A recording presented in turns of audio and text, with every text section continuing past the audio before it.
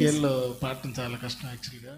నడిపించు సారథి చాలా చక్కగా పాడారు.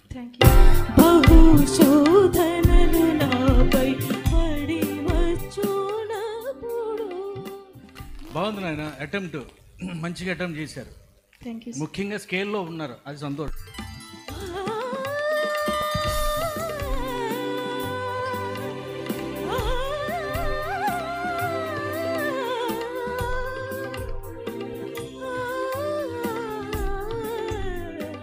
చాలామంది క్రైస్తవ గాయకులు రికార్డింగ్లో పాడేంతగా ఎవరు లేరని చాలామంది చెప్పారు. సప్త స్వరాలతో సర్వజ్ఞుడా, సహస్ర స్తోత్రాలతో సర్వశక్తుడా. అయ్యా, ఈ వాయిస్ రికార్డింగ్ ఏమైనా పనిచేస్తుంది అంటారా? బ్రహ్మాండం పనిచేస్తుంది. సహస్ర స్తోత్రాలతో సర్వశక్తుడా, కీర్తించి కొనియాడి. సంగతులు కూడా బాగానే పలుకుతున్నావు, సంగతులు కూడా నువ్వు ఏమయ్యాలనుకుంటున్నావో అది వేయగలుగుతున్నావు, అది గొప్ప విషయం. కీర్తించి కొనియాడి ఘనపరచెదా, మనసారా నిన్నే స్తుతించెదా. కానీ ఈ విధంగా పాడగలుగుతున్నారంటే నాకు చాలా గర్వకారణం. నేను పడిన కష్టం అసలు నేను మర్చిపోయాను. నాకింత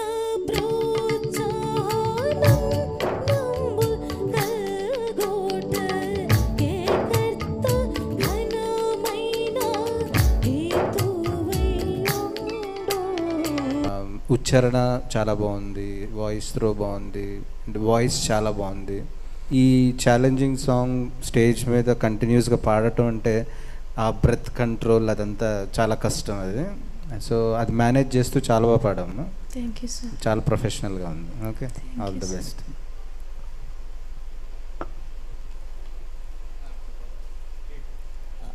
మా కృపాదానం, ఈ సాంగ్ చాలా అద్భుతంగా పాడావు నువ్వు. నా కోసం ప్రార్థించిన ప్రతి ఒక్కరికి వందనాలు. నా కోసం మా అన్నయ్య ఎంతో ప్రయాసపడ్డారు, కొప్పరి పాస్టర్ గారు. రెండు అన్నయ్య, మా నాన్నగారు నన్ను ఎంతో, మా అమ్మగారు కానీ నా సంఘస్థులు కానీ అందరు నన్ను ఎంతో ప్రోత్సహించారు. నేను బలహీనపడుతున్నప్పుడు, నేను భయపడుతున్నప్పుడు నన్ను ధైర్యం చెప్పారు, నన్ను ఎంతో ఆదరించారు. ఇంకోటి నాకు ఒక కోరిక ఉండేది, ఎప్పటికైనా క్రిస్టఫర్ గారి ముందు ఒక్క పాటైనా పాడాలని. బాపట్ల సెమీ క్రిస్టమస్కి వచ్చారు, ఒక్క వచ్చినవన్నా పాడతానని అడిగాను. అప్పటి నుండి నాకు ఆ కోరిక ఉంది. దేవుడు ఈరోజు నన్ను ఎంతో సంతోషంతో నింపారు. నా కోరిక తీరింది. Thank you sir.